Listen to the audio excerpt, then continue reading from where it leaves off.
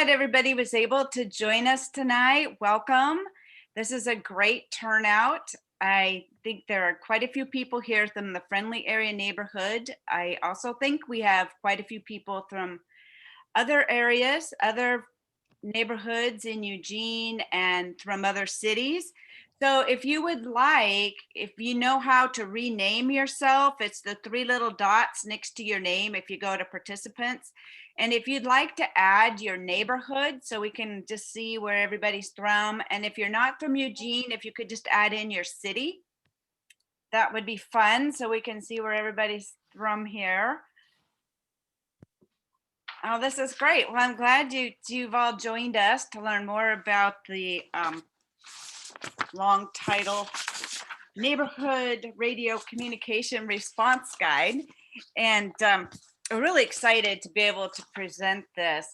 This event tonight is being hosted by Ready Friendly, which is the preparedness team of the Friendly Area Neighbors Neighborhood Association, which I will refer to as FAN because that's a lot easier to say.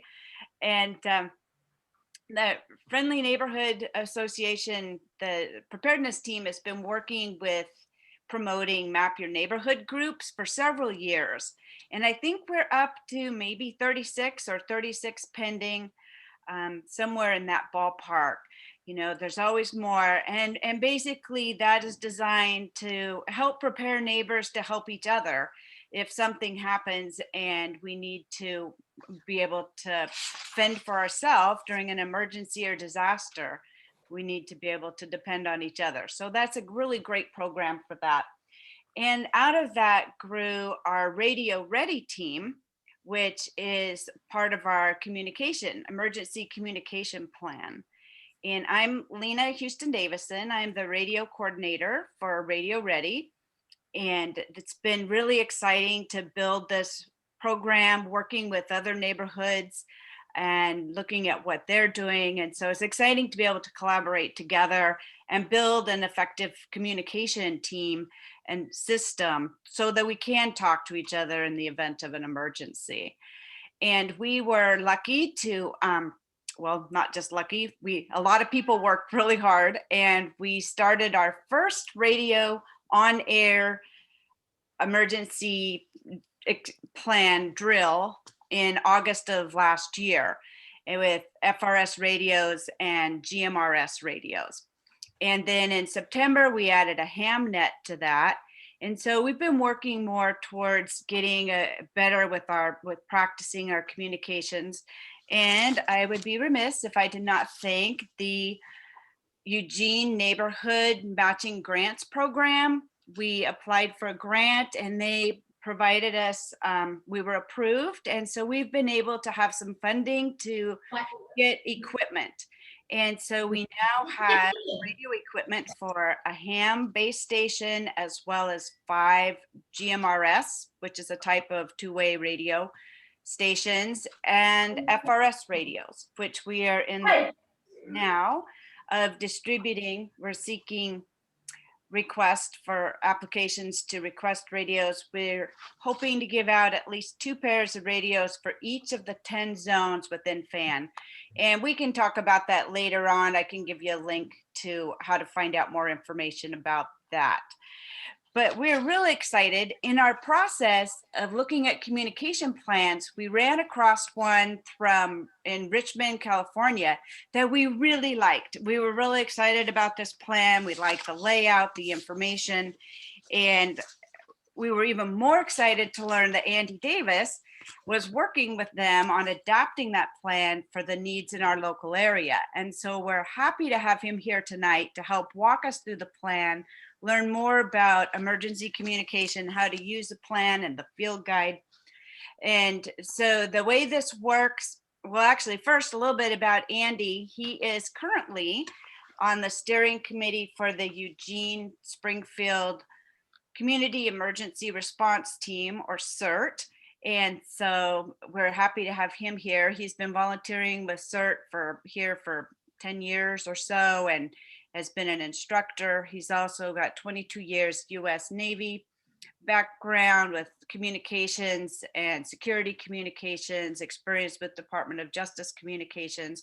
So we're really fortunate to have him here tonight and appreciate that he's been working on this plan and is willing to share this with us. So the way this will work, Andy's going to present a couple parts of the plan. There's the guide, and then there's a field guide after that. So about 7 o'clock or a little before 7, we'll have some question and answers. And then 7 o'clock, we'll move to the field guide, and we'll have time for questions and answers at the end. And what we'll have you do, if you want to put questions in the chat, feel free to do that. I'll facilitate a little bit, look at that, and try to get the questions answered. And so just kind of hold those till the end to the question times. And without further ado, Andy, it's all yours. Take it away. Thanks, Lena.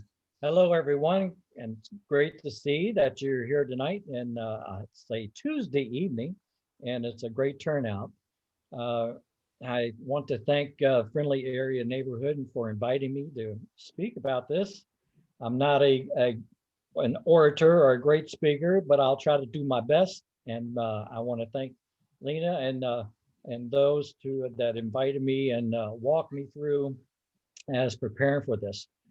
Lena's correct. A number of years ago, about 2 years ago, the Eugene Springfield CERT program, the emergency managers for Springfield and Eugene approached me to be the steering committee chairman and to work with the program to kind of turn it around a little bit. And one of those bullets that was on my to-do list was to develop a emergency communication system for the city of Eugene. So that's how this all began. And so that's where we're at. And so in searching and trying to figure out, I'm not one that wants to reinvent the wheel or try to, if it's out on the internet and it's going to work and we can adapt it and adjust it to the needs that we have, I'm all for borrowing something and using it instead of starting from scratch. So looking through and things, I found, like Lena said, I found the one at Richmond. And I said, this is awesome. And so I called Richmond and I spoke with the emergency manager there. Actually, I left a message. And lo and behold, she actually called me back. And I was very surprised. So I let her know who I was and what I was doing and why I called, so that she didn't think I was some kind of a spam call or a crank. But they were awesome. Richmond was awesome. Working with us, and they had volunteers. She explained how they had volunteers and they worked on this document for over a year and put it together. And it is great. And I think it will meet our needs in the Eugene area. And so I guess without delaying anymore, because it's 20 minutes to 7. So I will share my screen and will hopefully everybody will see the, I basically took the document, the PDF, and I put it in a PowerPoint. So it made, each page is of the PDF as a slide. So it may be kind of small. You may have to adjust your view to where you can blow it up, maybe if you want to read it. So I apologize for that, but I'm not savvy with a lot of this stuff. So anyway, let's see if we can move on here and share. All right. So hopefully, let's see here. So hopefully everybody is seeing this. I just kind of did this up for, I wanted something to I put my guide into a notebook. And so in doing so, I just made a cover page and so that I could find it handily and not have to search it and say, where is that guide at? So that's what I did with this part here to put it in a notebook. And as Lena was talking about, I spent some time in the Navy, and I'm sure there are many of you folks, maybe you have prior service as well. I'm used to having a standard operating procedure. and it was encouraged. And it basically it was a procedure, a standard operating procedure was step-by-step guideline on how to do your job or how to navigate through what you are working on and doing. So this is kind of like a standard operating procedure for your neighborhood radio teams, your neighborhood net control, your district net control on how to operate. Okay, so I submitted this guide and it went to the Eugene Springfield CERT Advisory Board, which is made up of Kevin Holman, which is the Eugene Emergency Manager, Ken Vogany, Emergency Manager for Springfield, and Dr. Jeff Simmons, which is the CERT Senior Advisor. And so that board went through it and they approved this guide for use in the neighborhoods of Eugene. Like I said, I want to acknowledge the city of Richmond, California, because it was from their guide. It's the backbone for this guide. And it was really awesome to see this. And they were so helpful. This is just a plain old index of the guide here, just a plain old index of it showing, as Lee was talking about, there is a pre-disaster preparedness guide, and then there is a field guide communications response part of this guide. You have a glossary in the back, just like any other documents. But the most important thing is with this, for your radio teams that you may have, we all need to know this, that after a major event, we know that service is going to be interrupted. And of course, we have lately with Texas, with which they just had, what, 3-4 inches of snow and cold weather. Many of those folks were without power for a week, and I think some are still without a power and no water. So we don't know when we may have an interruption with services that we are accustomed to. But the city of Eugene does not have a system of gathering field reports from neighborhoods other than having their first responders drive around doing a windshield survey in the first hour or so to get a handle on what is going on in their city and knowing what is where they should tackle first. So like I said, this guide is divided. It has 2 parts: the pre-disaster preparedness guide. It is provides steps to take now to prepare yourself now, your neighborhood now, and your neighborhood incident command post or your net control now to have this all done. So it's a guide for that to have your stuff ready. And then the second part is the field guide. It's a checklist of once you're activated, then you have a checklist to go through to set your radio command post up, whether it's the district net control or your neighborhood net with your field teams or your map your neighborhood teams. So the disaster preparedness guide, this section covers guidelines for preparing yourself and your neighbor advanced of a disaster. So here's a checklist, a go kit, suggested items to have. Preparing the incident command post for your radio communications. The neighborhood and district incident command post or your district net control is a location where neighbors agree in advance to assemble after a disaster. The location should be determined ahead of time. Choose a place that is visible from the road and has shelter. And then you can go through, and they have some other things about talking about each of the districts in Eugene has a dedicated UHF frequency. Let me get my pointer back. I don't know what happened to my pointer. Has a dedicated UHF frequency. And this guide has in the back, it shows those frequencies for each of the districts.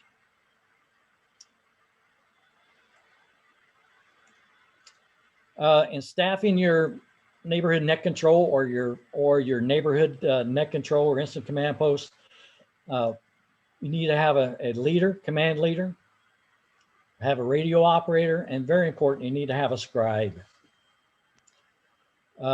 These are some of the other items listed here as a reminder to have on hand. Collect these things early. Need to have a clock, because you got to have a clock to put down the time when a message comes in. Good to have a whiteboard so you put the frequencies down, or you could put any other information. You could have two runners going somewhere, so you can annotate where you may have runners going to keep track of. So I have a whiteboard that you can write down, of course, and markers to go with it. Expandable file to put all these forms in here. Lots of forms. I would load up on the ICS 213 general message form heavy, because if everything hits the fan and you don't have any way power or anything, you're not going to be able to print any off. So I would definitely make sure that I had enough general message forms, communications log that will get you through. All these things you will need. Sign in and sign out sheet. And we'll talk about that a little bit later, but you need to have these forms and have plenty of them so you don't run out. This talks about the two-way radios, FRS or GMRS. I'm not going to get into that. A lot of folks already know about it. Yeah, my little mouse here. But you can read this on your own on that. Same thing, talks about the ham radios, gives the frequencies for the Eugene EOC, the Emergency Operations Center. Gives the channels and their power and their wattage for FRS or GMRS. And a little bit more. I did highlight this area. The FRS radios, when you deal with the half watts, I would recommend those channels 8 to 14 as a half watt, to let your field teams use those so they don't cross talk if they're using a 2 watt on going back to the neighborhood net, or somebody else may be close by with the same channel. So let your field teams use the half watt. That's what I would recommend. This slide talks about, this is a slide, you may have to blow this up, but basically is a graph showing all the different neighborhoods in the district. As they report in, they report to the neighborhood ham.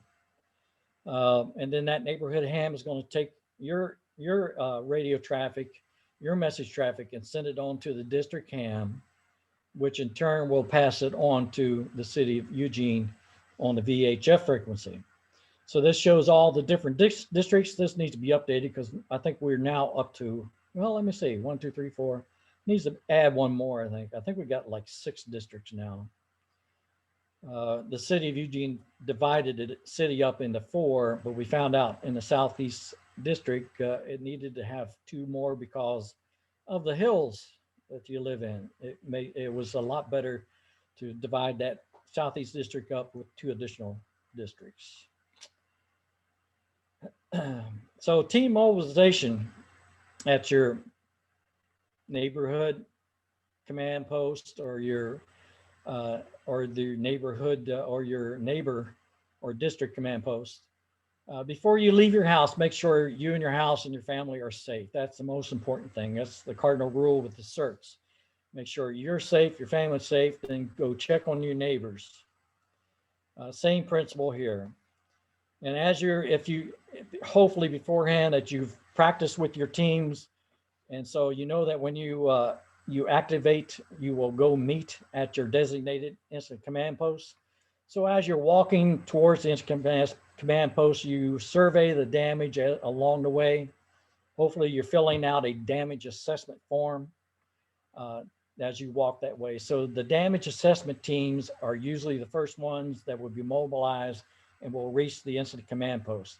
The job of the damage assessment teams is to walk around the neighborhood, back to the neighborhood command post, and report on all the damage that they found. Make sure your teams are working in pairs. The buddy system. We had a buddy system. If you were a kid, went to the city pool, you always had a buddy system. You had to raise your hand at a certain time. Where's your buddy? If you're in the army or so, you had a battle buddy. So, yep, we're back to having a buddy system.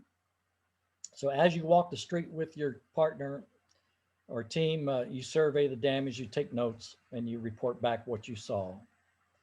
When you're reporting your damage and you're using a radio, remember the 4 pieces of information. Who are you calling? Who are you? Where are you? And what do you need or what do you want? That's the 4 things. Here are some examples that will go along with that. And this is all in that first part of the guide to having things prepared before it hits the fan. Responsibilities for the team leader at the communications team leader at the incident command post. Some items here he can go through and check off as he goes through. I highlighted this note. Members of the field team will often need to communicate. Goes back to where I was talking about the half watt with each other by radio. In this case, they need to have 2 radios, one to talk with each other on half watt, and then another radio to report back to the neighborhood net or the district net, however they're talking to. So, and the same thing for the radio leader. They will also need to have 2 radios as well. Keep the channels clear of any but only necessary communication, no idle chat. Second operator, radio operator, here's some suggestions, but I think the second radio operator would be a great fit to man. If this operator or the team leader radio operator is manning the ham radio operator, the second operator could be manning the staffing the FRS or GMRS radio. So that would be a good fit for that second operator. Scribe responsibility, so important. The scribe is so important. Emergency messages need to be transmitted immediately to the City of Eugene EOC. Messages to the EOC should be written on the ICS 213 general message form. Be sure to log the status of these messages on the communication log, ICS 309, and keep checking for responses. Use the general message form ICS 213 for any messages that need to be hand delivered by runner to the EOC or to another neighborhood if you have to do that as talk to another neighborhood. It's a command post. Another important thing, formal written traffic is not simply taking notes and handing them off. Accurate written messages are necessary when recipients are not immediately present to hear, receive, or respond to the message, or when the message is to be further relayed to another station or location, such as the EOC. To be useful, written traffic must have a certain necessary elements, and of course that is who's it to, who's it from, have your time and titles and so forth, and the date. If it's not written down, it didn't happen. You've got to have a good track of traffic. That is why this person is so responsible. It's so important. You may have to use runners. So this part of the first part of the guide talks about if you have to use runners. Runners can travel by foot or bicycle or a car. If they're going to go foot or bicycle, make sure they use the buddy system, go in twos. Of course, they should have the 213 as well. Documentation. is very much needed. Um, Make sure you use your sign in and sign out sheet and your unit activity log, which is ICS 214, along with your area that you are working with. This way it keeps track of people. Uh, we already talked about all messages must have the date and time and the person who is going to and who is from. Maintaining your skills and Friendly Area Neighborhood has been doing this quite well. They've been training once a month. Northeast District, the Northeast District hams have been training monthly on the net every week. I know the CERT Eugene HamNet comes up every Wednesday. So it's an opportunity to train and use your radio. So training and practice is very necessary to keep your skill level up. Also be familiar with what you have. And it also it helps you not to be so timid or shy. Questions? If there's any questions, Lena will tell me or ask me or whatever. Okay, I do not see any questions in the chat at the moment. If anybody has a question, if you want to raise your hand, there should be. Awesome. Do we have virtual hand raising activated here? I'm not seeing it. Excuse me, Lena. Apparently the chat was going to the host and not the co-host. Oh. So, there's one question. Does Springfield have a plan too? That's a good question. Springfield, I spoke with the Ken Vogany, which is the emergency manager for Springfield. And we're going to use the same guide that Eugene has. And I said, we will take it and we will massage it and adjust it to meet the Springfield needs. Springfield does not have neighborhood associations, they have wards. So we will tailor each of the Springfield wards. I can't remember if there's 7 or 8 of them, but we are working on working with the CERTs, Community Emergency Response Team members that are in Springfield, working with them and finding out which ward they live in, and then we're going to try to find hams in each of the wards.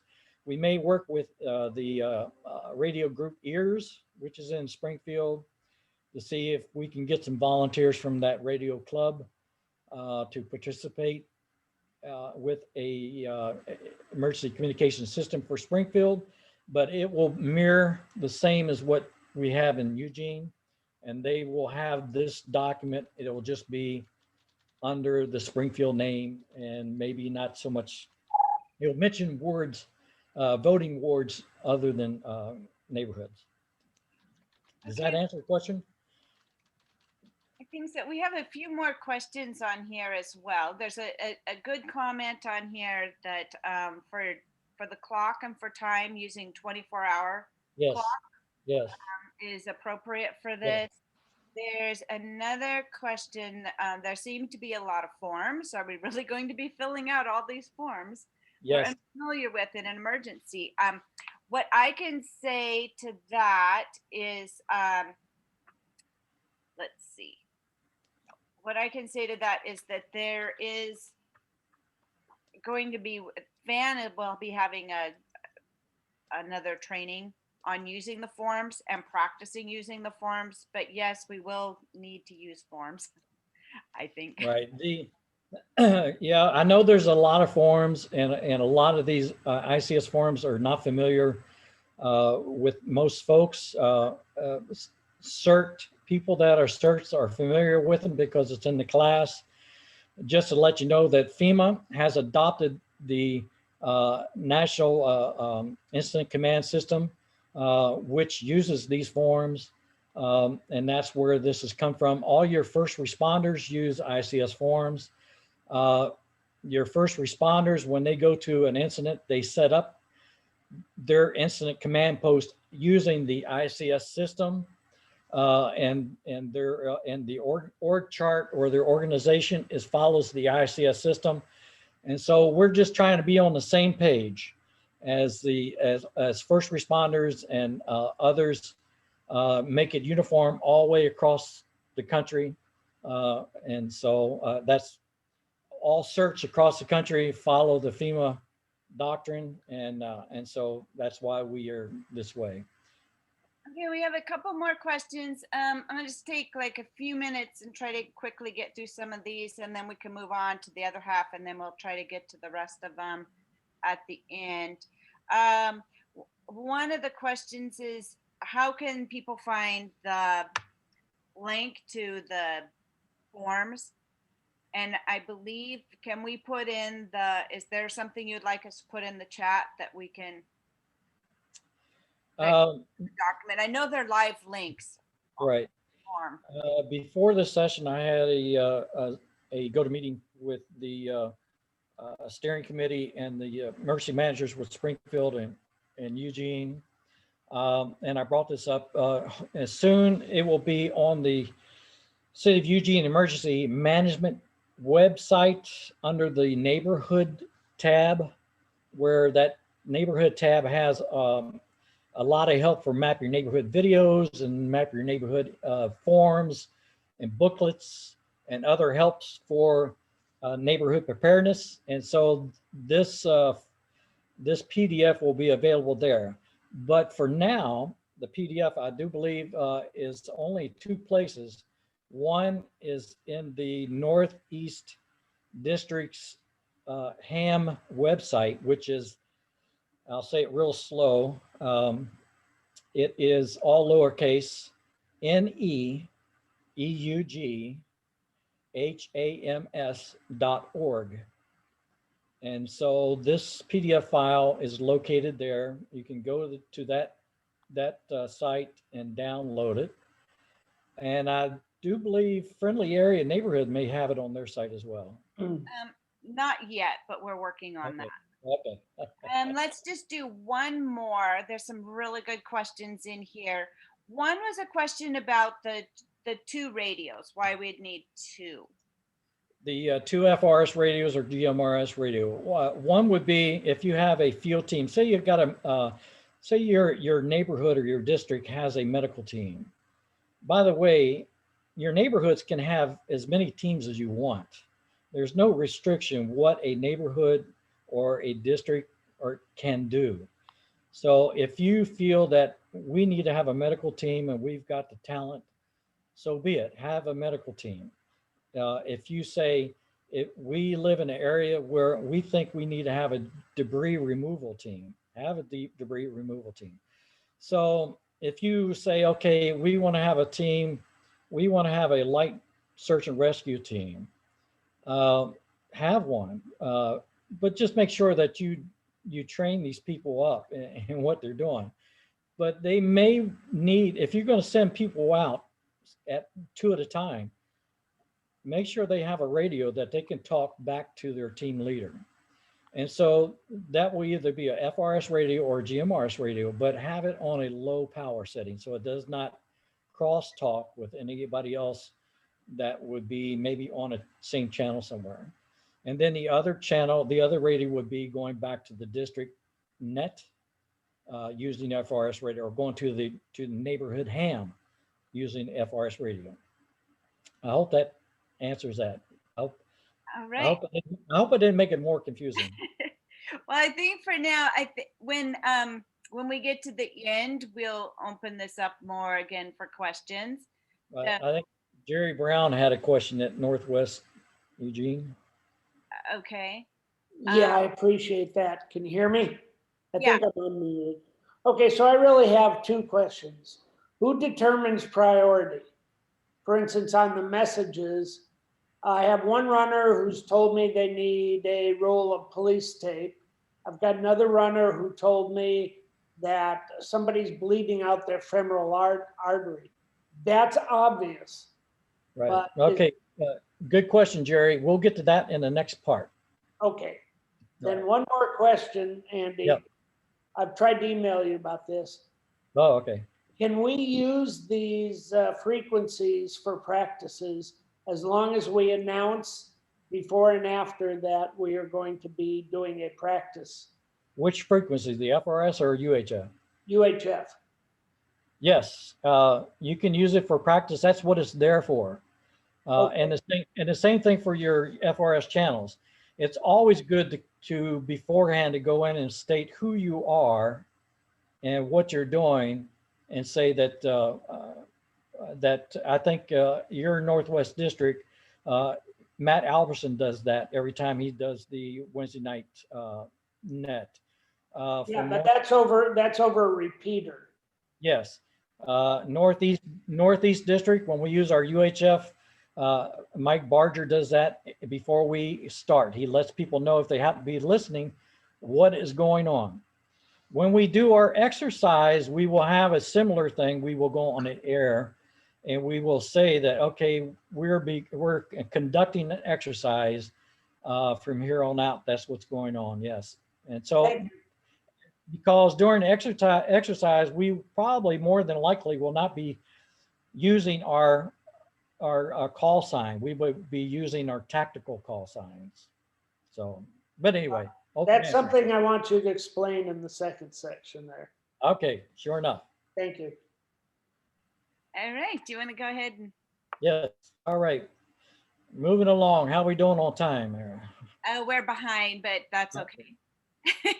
Okay, so That's great. before we get to the next session, we review the next session of this guide. Make multiple copies for each of your field team and your neighborhood teams. Burn up those printers or take them to Kinko, or do they still have a Kinko? Anyway. I don't think so. All right. All right, so now we get to the field guide. This is a radio team leaders checklist. This is for them. So for the team leader setup, you have this. You're gonna fill this in. Who is the team radio team leader? Who is the scribe? You're gonna have, this is things you're gonna have on there. I'm not gonna. You can read this on your own, so I'm not gonna go through this. I'm just gonna highlight it. Excuse me, download- Andy. Andy, yeah. this is Thea. I'm off in the side. I just want to let people know that they have view options at the top of their screen. If they pull that down, they can enlarge the type and Thank go up you. to 200% Yes, if thank that's you. desired. will. Thank you. Thank you.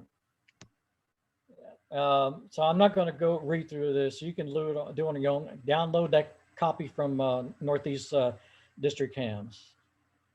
Assign, the leader's going to assign the radios. If everybody's going to gather to that spot, you got your teams together, then you're going to start. I guess, I don't know, Lena, Thea, does friendly area neighborhood, do you hand them out beforehand or at one time? I'm not sure how you guys are doing the radios, or are they already out? The radios. The radios are, some people have their own. Most people have been practicing with their own radios so far. We have distributed the GMRS base stations to our quarter leaders, and we are in the process of giving out the FRS radios. Okay. And So there's different ways about it. we do also Yeah. have radios that are available at our net control during an exercise for people to borrow. So we will also have radios available to assign during an event. Okay. Right. There's different ways of doing it. And this is only a guideline. That's what it says at the beginning. It's a guide to help you. But you can, if that guide's not working for you, you can maybe change some things around. So maybe your neighborhood, you want to have all your radios and have your teams meet there and say, okay, here's your radio, here's your radio, here's your radio. Or you may want to say, okay, here's your radio, take it home, keep it. You're responsible for it. So there's different ways you could do that. But either way, make sure you always have a team with a minimum of 2 people in it if you're going to send them out. Make sure they have a buddy. Going down through, let me see, where'd it go? My mouse here. If they're out, make sure you are communicating with your teams every 30 minutes. You need, as a team leader, you need to take care of your team. If your people are tired or they're overloaded or overworked, tell them take a break, replace them with another team. If you're going to replace them with another team, make sure that they debrief each other, that there's a debrief.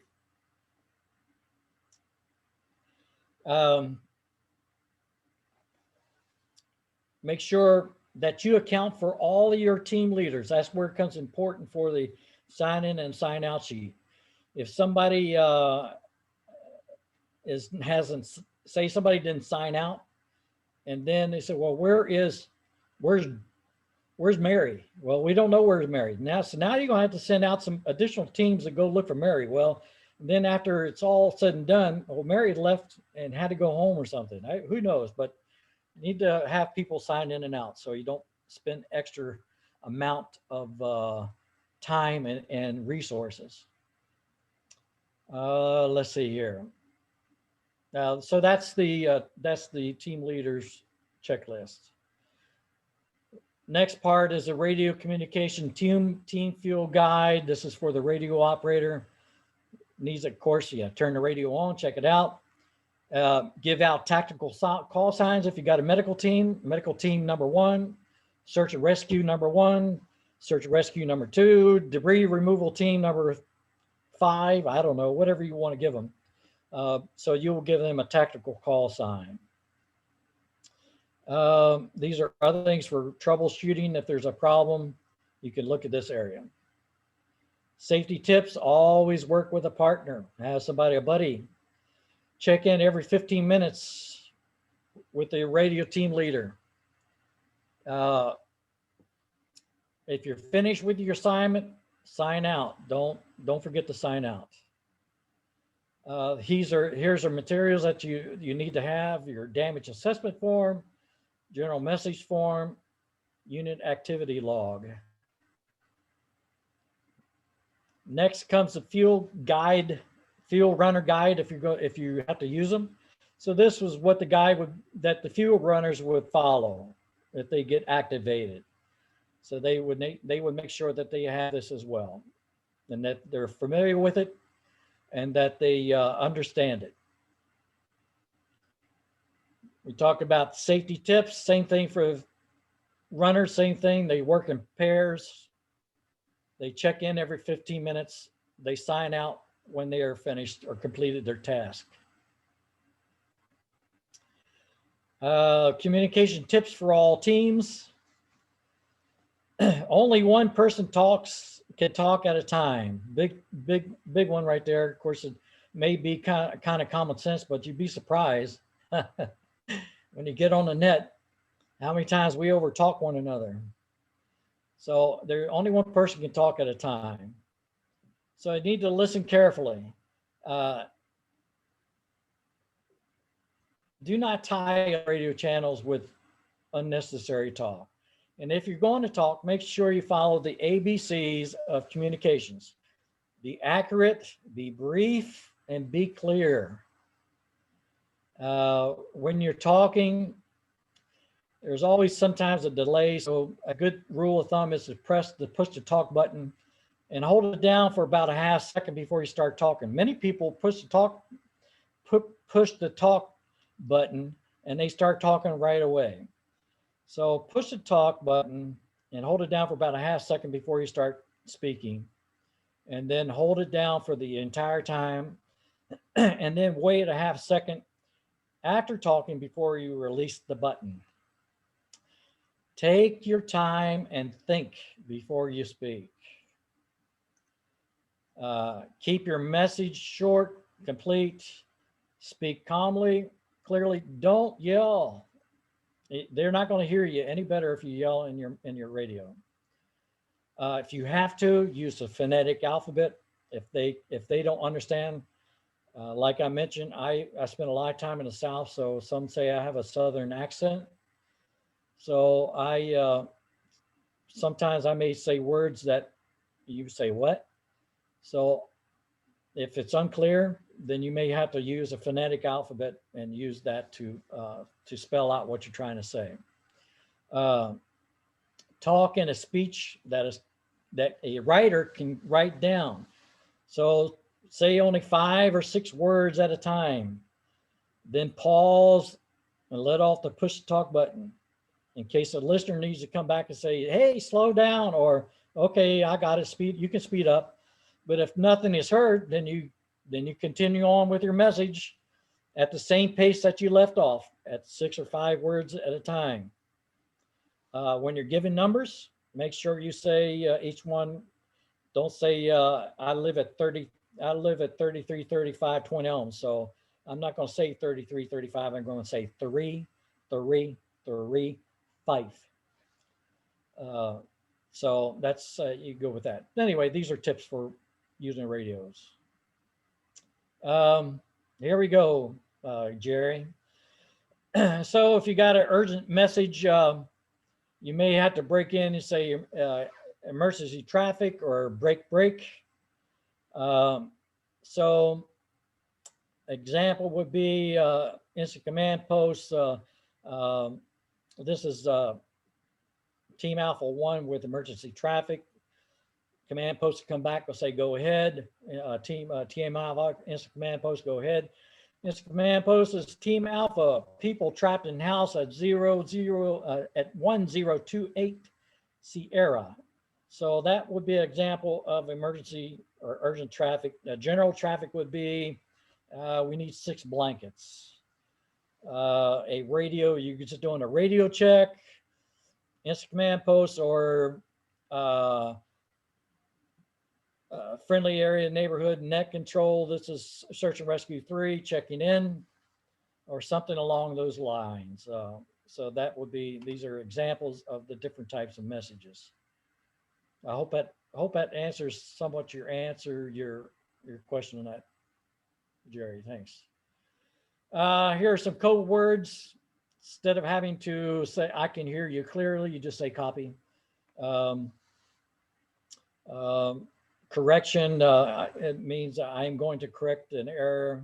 If you make an error, say address is 3336, no, correction, address is 3335. So that's where you would use something like that. Say again, if there's a problem and the person, the scribe, is writing this down and then copy it, then they may say again. They may also say, they may come back and say, repeat all after what? And then you would come back, search and rescue 3, instant command post says search and rescue 3, all after what? You said, over. And then that's, or they may come back and say, search and rescue 3, this is command post, repeat all before just, or something like that.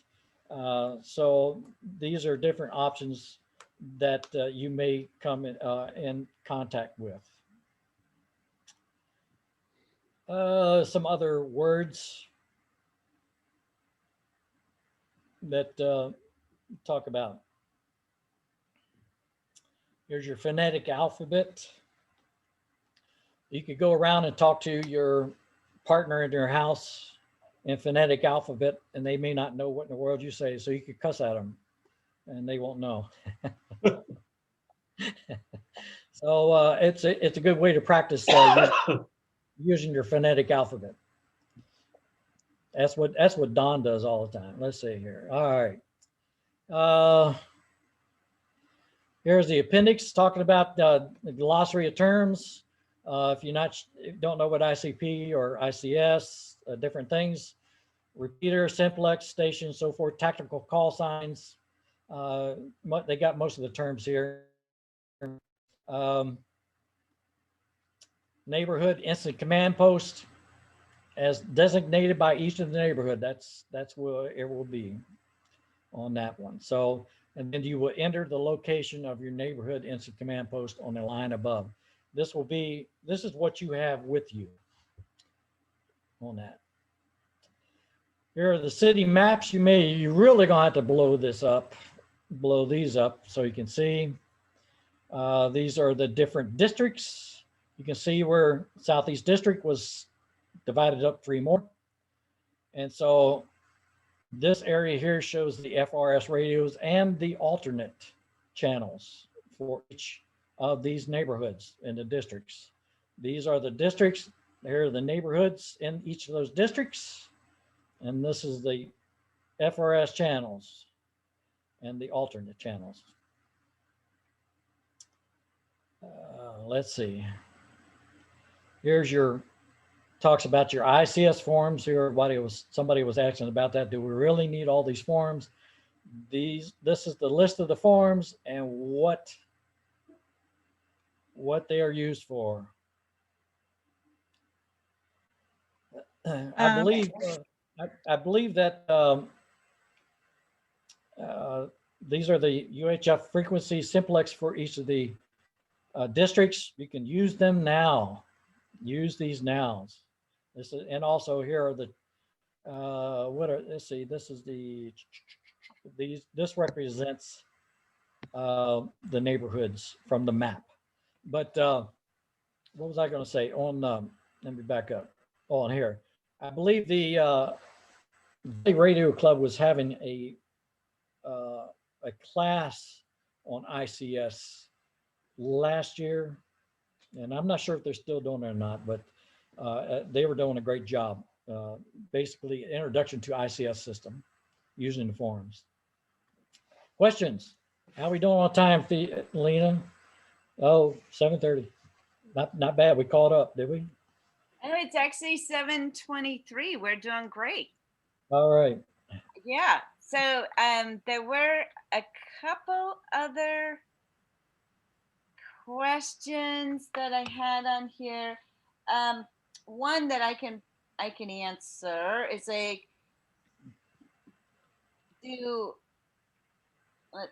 let's see, let me go back to this one.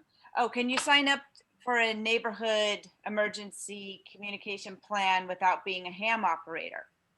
And the answer to that is yes. Yes, this PDF guide is for everyone that wants to help out their neighbors or their neighborhood. Yes, and they have a radio. They got an FRS radio, or they're planning to get one, and they want to participate and help their neighbors in emergency communications. This guide is a must. I think it's a great tool. And it'd be really nice, like we have Map Your Neighborhood groups that are organized to help in their little small areas. And it'd be great for several people in the Map Your Neighborhood group to have radios to be able to communicate. And that's what those little 1/2 watt short distance, to be able to communicate within your team and to be able to do that damage assessment and pass that on. Absolutely, you don't have to have a ham radio to participate. The hardest part is to find someone that will step up and take charge and carry out the plan of the day and wear the top hat and organize teams. Have fun with the FRS radios. Make it fun. Have a radio day or something. Make it like a scavenger hunt if you want to. Go out the night before or whatever and plant things around and have a scavenger hunt with FRS radios. Another great question: are there backups for the team and leader positions? And the answer to that is we absolutely want to have backups. So the more people that volunteer and participate, the more we can cross-train and have people to be able to step in, because in reality, in the event of an emergency, it's going to be some long hours and we need people to be able to step up and step into those roles and give each other a break and back each other up. And if there's a magic pill or a magic wand that can get people to volunteer, I wish I knew what it was. I don't know. People are, I guess it's just the human beast, they don't, do I really want to commit myself to this? Do I really want to do this? It's tough. Yeah, Jerry, I see a question. Okay. Okay, so wait, I'm unmuted, good. So you mentioned about call signs versus assigned names. Okay. Technical call signs, yes. Right.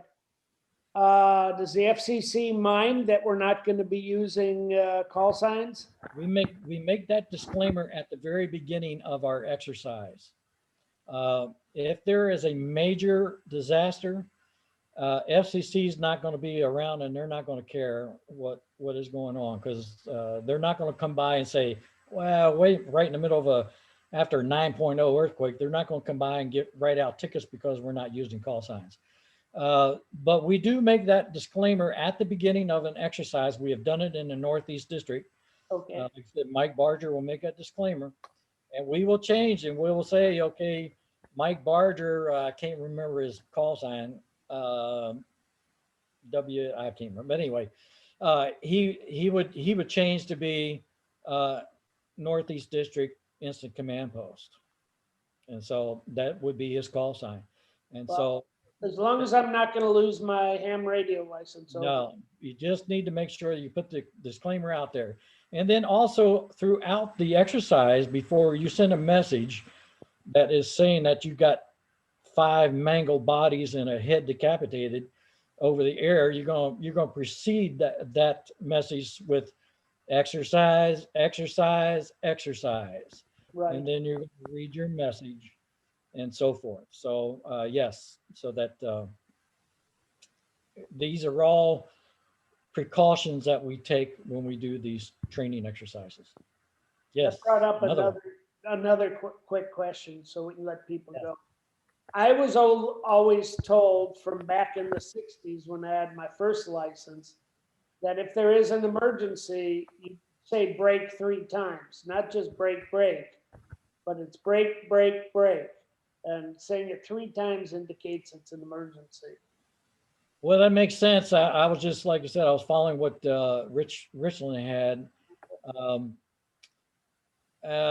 Coming from military background and the other jobs that I had with the government, we did do 3. We did break. But If people would like to stay around for a little bit, we might be able to throw up our map of our neighborhood that's broken into 10 zones and 4 quarters. And what we do is when you have an FRS radio, you don't need the call sign at any Right. time for FRS. It's just the GMRS and the ham that need the call signs. And those are the ones that we would probably just use once on an exercise or drill and then not use while we're communicating to shorten the transmissions.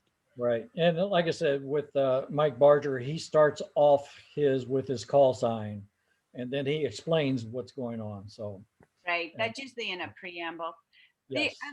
Another question before everybody leaves is how do we connect to the Wednesday exercise? There is a CERT Incom exercise on Wednesdays at 7 p.m. on frequency. Do you have that frequency, Andy?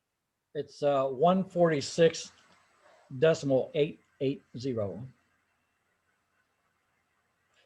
So that's 146. And I do believe it's with a repeater, and it has a tone of 100 tone. I'm not sure if, I believe it's 100.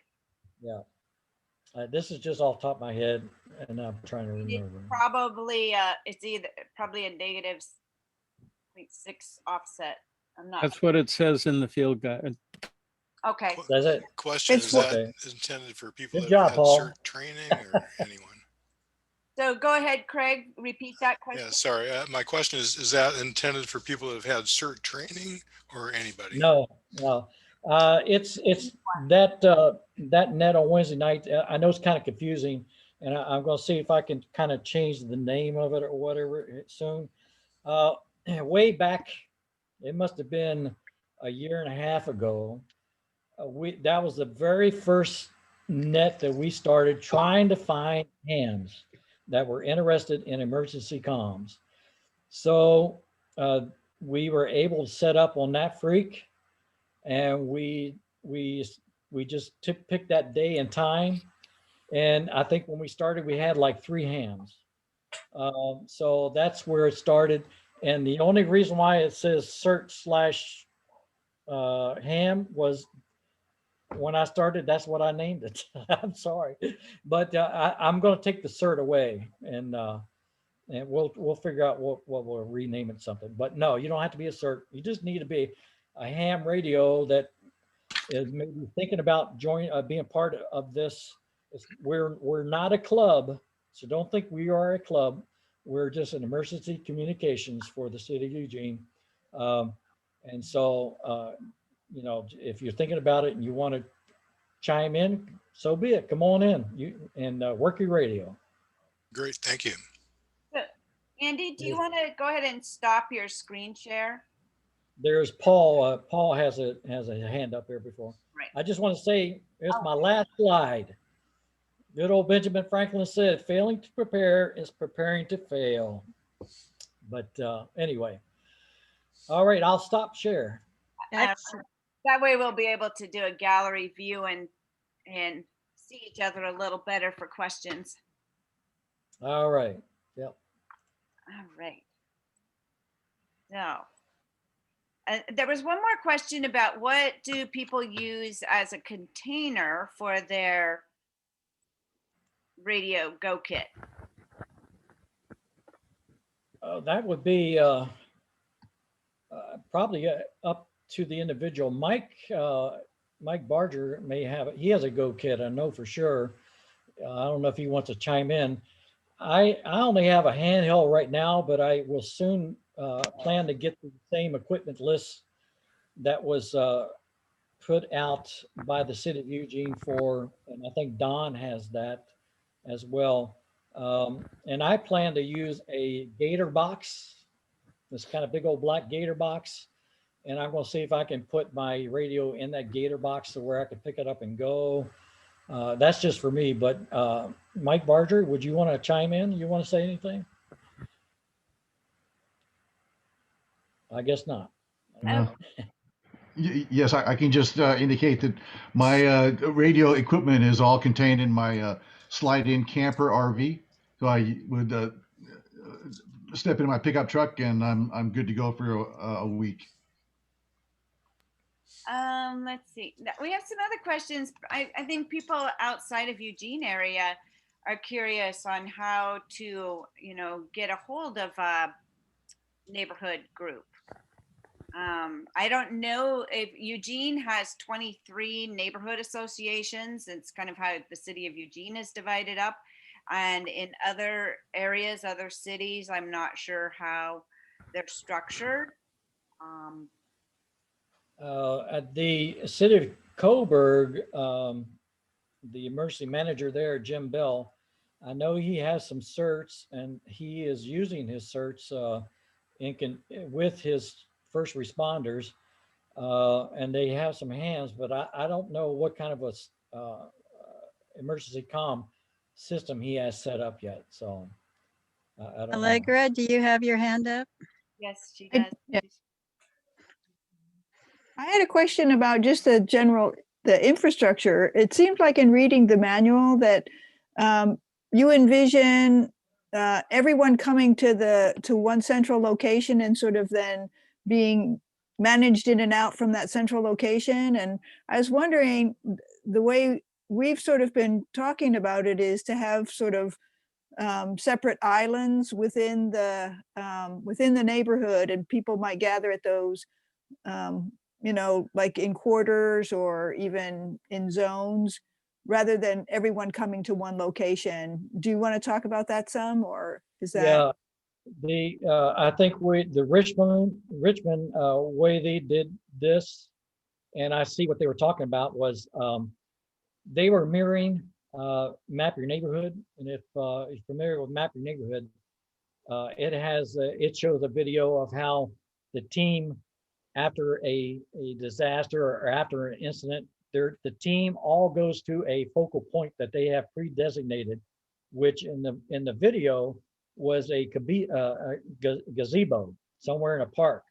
And so it shows all this certs leaving their homes, walking towards the gazebo. So it's mirroring that same premise of the radio group or the people are doing the same thing. They're leaving their homes, going to a pre-designated area, which would be the command post or the instant command post for that neighborhood. And so that's why it's in there like that. But if that's not going to work for your neighborhood, you change it. You don't have to. This is not. It's not the law. It's just a guide, a recommendation. So you can change it to what best suits and fits your neighborhood. So like for most of the NAP Your Neighborhood groups, there's a designated area that they have a gathering spot. There may be another designated area where they have a care center. And of course, in an emergency, you have to be flexible. You don't know what structures are going to be standing or not standing. For our radio plan for FAN, currently, we go to the top of College Hill to the reservation, and we set up a portable station every month up there. So right now for the radio communication, that's where we're located. And then we have people in each of the 4 quarters that have a GMRS base station. And right now that's how that's working. We may have to do something different. We may have to have one gathering place on the east side and one on the west side. We have a great big hill in the middle. If it's flooding, I'm going uphill. But it'll just depend on what's happening, I think. But better pre-planned than not. Thomas Price has a question. Thomas, you've been patient. Well, thank you. I do notice we've got a lot of people from probably outside the area. I see even a Tiger shirt. So I've been doing this for 30 some years, and I've ran several drills in the Southwest neighborhood. We had what was known as Churchill Area Can-Do Churchill Area Neighbors Disaster Organization. And it is important to practice this and get out with teams of people, because it's really where you learn what you can and can't do and what is available to you. We have a knob kind of in the middle of Churchill that there happens to be a cemetery on. It was hard to get over the knob, so we placed basically a relay station up there. There's a lot of good stuff comes out of practicing and working with your certs that are trained. The certs can help you with the forms. That was the other thing that I put my hand up for a long time ago. Don't let the forms keep you from coming up and showing up. There's plenty of people out there that don't have the radio skills, but are willing to come alongside you and be a scribe. Yeah. And I can't say strongly enough, I'm glad that Andy really emphasized the importance of scribes. Doing that documentation is so important. And I really would encourage anybody, even if you're not certs or you try to get connected with certs, but gathering people in your area, start with a Map Your Neighborhood group if that's possible. I don't know if that's been updated yet at the city of, or Washington is the one who's started the Map Your Neighborhood. I don't think that's been updated yet. They've been working on that for some time. I don't know if it is. Just remember that this portion, as we're talking about comms, Yeah. is basically one of the legs for being prepared. One is being prepared is an individual thing. It starts with you, taking care of yourself and preparing for you and your family. So that's one leg. And then your neighborhood, your neighbors around you. If they don't want to come to your house and start a Map Your Neighborhood team, when we can get out of this COVID, maybe have a barbecue, invite them over, get to know who they are, but maybe kind of work together. But the comm is very important, but somebody has to step up and say, okay, I'll be a leader. I'll step up. I'll go ahead and try to put this together, because Friendly Area Neighborhood is just a neighborhood in that district, Southeast 2. So yeah. Southeast District 2 has to, somebody's going to have to say, okay, this is where Southeast District 2 instant command post is going to be, which will take the radio traffic from Friendly Area Neighborhood ham Whitaker Neighborhood Ham, and some of the other neighborhoods that's in Southeast District 2. This has not happened yet. And I'm not sure how Southeast, where's Don? He's Don, where here. does, There is he Don, is.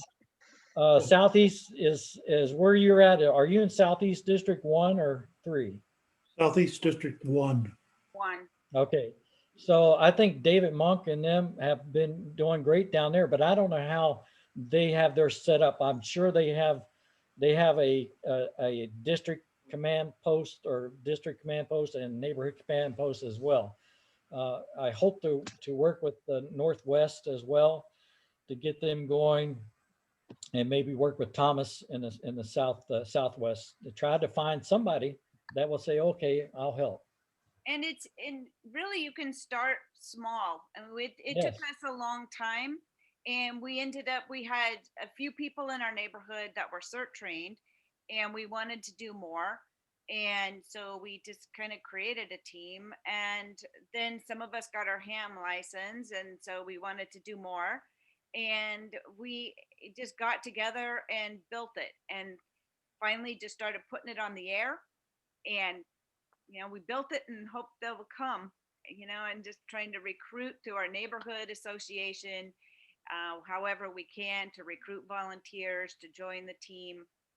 And, and definitely, Anna, or maybe can somebody put in the chat just the friendlyareaneighbors.org. If you're in the friendly area neighborhood, you can email us there, put in the subject line, map your neighborhood, or radio ready to queue us if you want more information about how to get hooked up with that. We've got a team that's building. And yeah. Thank you. I want to say thank you to Elmer for putting in your post about the tactical versus FCC call sign. Thank you, Elmer. Yeah.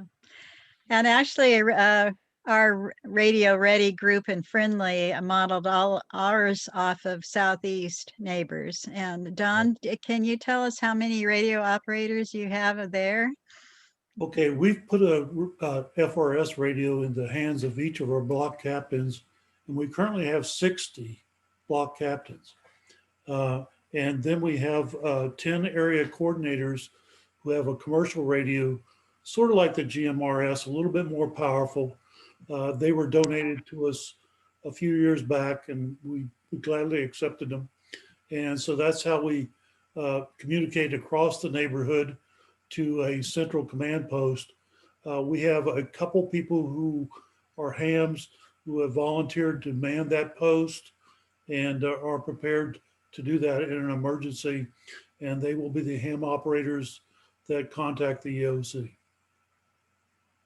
Thank you, Don. See, I wanted to emphasize that these neighborhood teams are built on walkie-talkies, the small FRS short range.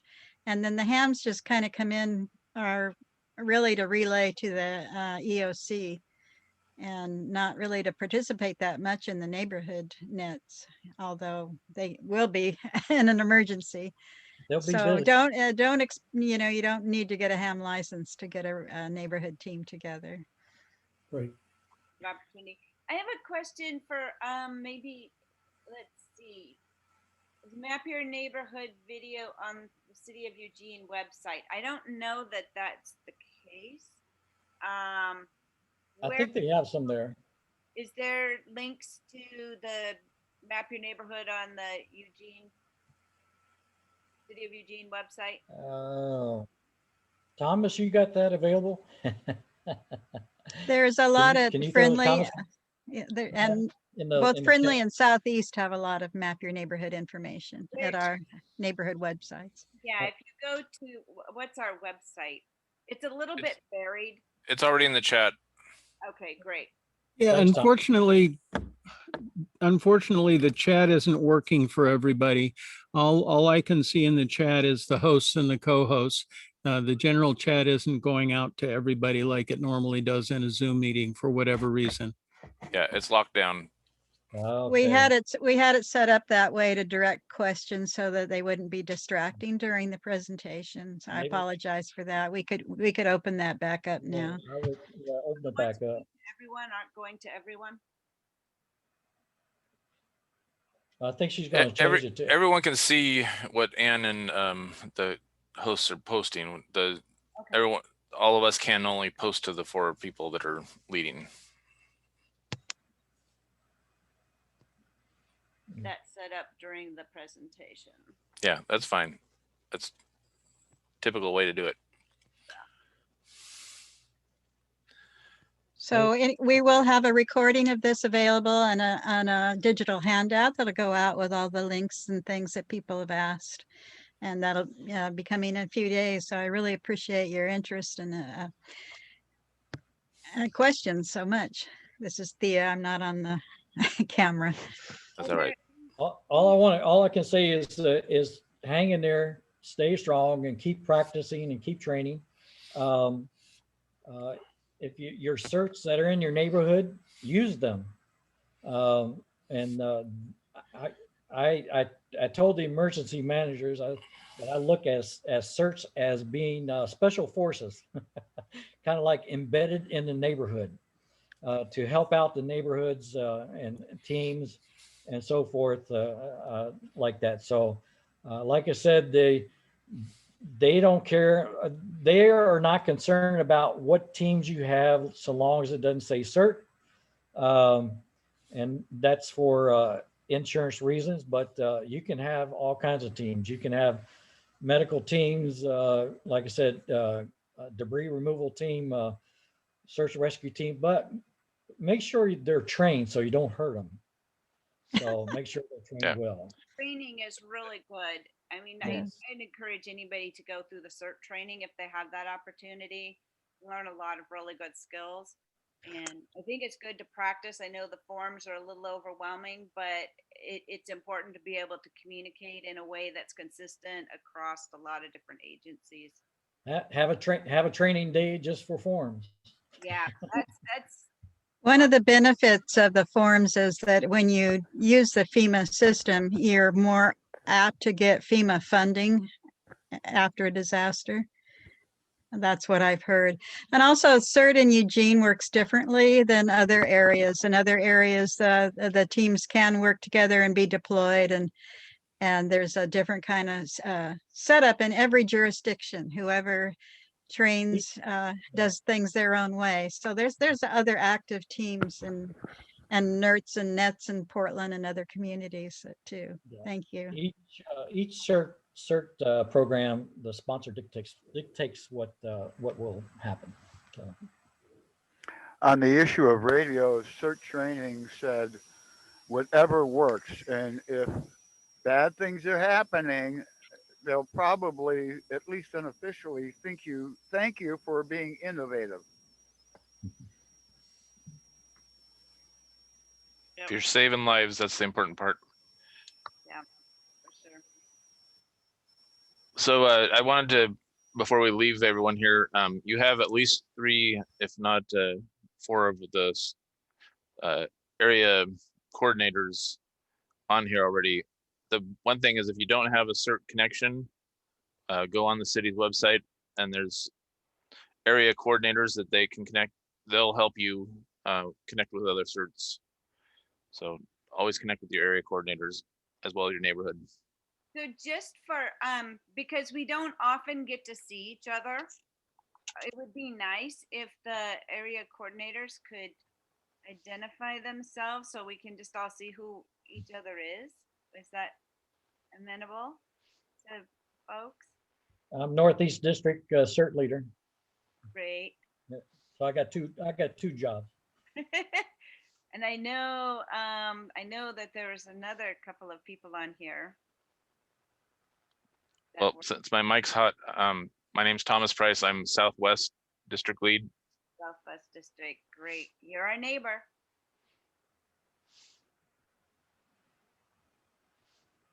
I guess that's it. Don was on here, but Oh, Don. Well, I'm not the district lead. Carlos is the district lead for Southeast, and Ed Farron is the district lead for Northwest. But like Thomas says, go to the CERT site and they'll list all the 4 district leads and give you contact information for each of them. Ed was trying to get on. I don't know if he made it. Looks like we lost him. Yeah. And then we have Susan in Springfield, who's a district lead too. Oh, very important. Thank you. Oh, that's great. Yeah, I don't want to leave Springfield out. And for those of you that are outside the city limits, I am also a statewide trainer, so I can connect you with other CERT programs. Excellent. Bruce, I love your logo behind you there. That was great to bring that on. Yeah. Wait, That's is good. that a banner or what is that? No, it's just a JPEG picture put through the virtual background. Oh, okay. Yeah, my computer doesn't do that. I wish it would on days that I need more house cleaning. That's great. Same reason I have the coast behind me. Yeah. All right. Well, good job. Thank you so much, Andy, for coming on and showing and maybe we'll have a part 2 sometime to go into it. Thank you, Andy. Well, thank you Thank you. for inviting me, and That's very helpful. good luck to all of you. Stay safe. Thank you. And start preparing for October. What did I say? October 23rd. Yep. October 23rd is the big comm exercise for the city of Eugene. I want to bring your neighborhoods in. That's where I want the FRS radios for Map Your Neighborhood teams to the neighborhood hams, to the neighborhood to the district hams, and all the way up to the EOC. All right, I brought that up today to the Eugene Emergency Manager. I said it'd be nice if Eugene would come play with us on the 23rd of October. Shake, rattle, and roll, the great shakeout exercise. He didn't say no, so that tells me, okay, he's thinking about it. All right. Good job. I don't know if I'd put our email address in. I know I put our website, but it's Friendly area neighbors at email.com. gmail.com. It's all run together, small letters. Friendly area neighbors at gmail.com. You can share my email and phone number if you wish, if they want to contact me. Gary's got a question too. Well, just a statement. I know we're in the designing phase right now in the Northwest District via River Road Community Organization to do a outdoor thing, a test run in June. We're going to use the Irving Grange parking lot. I already have their permission. Oh, good place. Yep. Jerry, there is a church on Irving that is going to put up a ham shack in their church. So that is new. Well, yeah, that's kind of cool. Which one? I cannot remember the name. Is it the one right on Northwest Expressway in Irving? No, it's in the middle of Irving. It may not. I know we can trust everybody here, but that may be something they prefer to keep on the QT. But Yeah. they're going to become ham operators, and they want a ham shack. So That's good. Thea, could you keep me advised, please? We're going to be using Northwest or River Road Community Organization, and they're in our area. It would be nice if we could tap into them. Certainly. Andy's has a really good idea about trying to get more churches involved. Gathering places. The only reason is after 9/11, everybody went to the churches because they were looking for comfort and reassurance. So after 9/11, all the churches were full. So I'm thinking after a 9-point some earthquake, if it ever hit here and everything is out, people are going to be scared. They're not going to know what to do or what.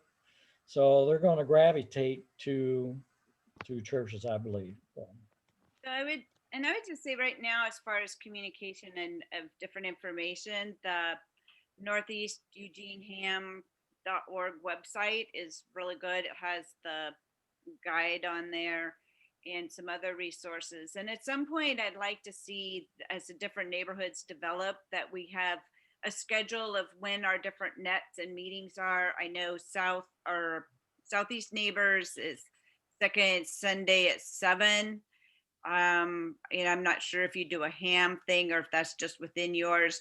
Fans is second Sunday at 6 p.m. on Channel 6 on FRS. And then we have a ham net at 6:30 at 145.45, tone of 123. It'd be nice to be able to just listen in with each other or connect and just see how each other's doing and get used to hearing each other. It's my experience, the more we listen to each other and hear each other on the radio, we're more in tune with where people are, who people are, and we're more familiar, and it's a little better practice, even if we're just listening in on a neighbor's net. Yes. So, Is Kathy actually in Blue River tonight? Are you calling in from there?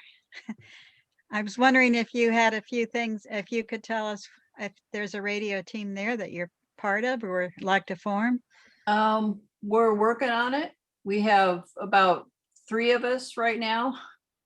So we're just kind of scrambling after the fire and trying to pull things together. We don't have much of a neighborhood left to map. Yeah, really.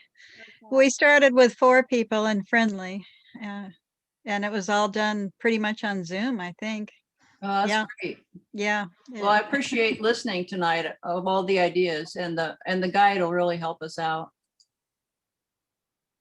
Well, don't hesitate to get a hold of us, Kathy. We'd love to help you in All any right. way possible. Thank you so for much. joining. Okay. Yeah. Thank you. Okay, Hey, good night. hey, Lena, I sent to you a link to FEMA that has all the forms in case anybody wants to access the particular forms and print them out or whatever. let me see if I can copy I, that. yeah, it's That's, the second link I sent you. that's what I've done. I've been trying to get those available for the fan team to have access to all the forms, and it's been a little fussy. Yeah, okay. I didn't try actually downloading a form, but I found a site that seems to have all of them. Okay, we'll put that out in the digital handout and it'll go out to everybody who registered. And Yeah. I just pasted that in the chat. So if people want to save their chats, they should be able to at least get the links for the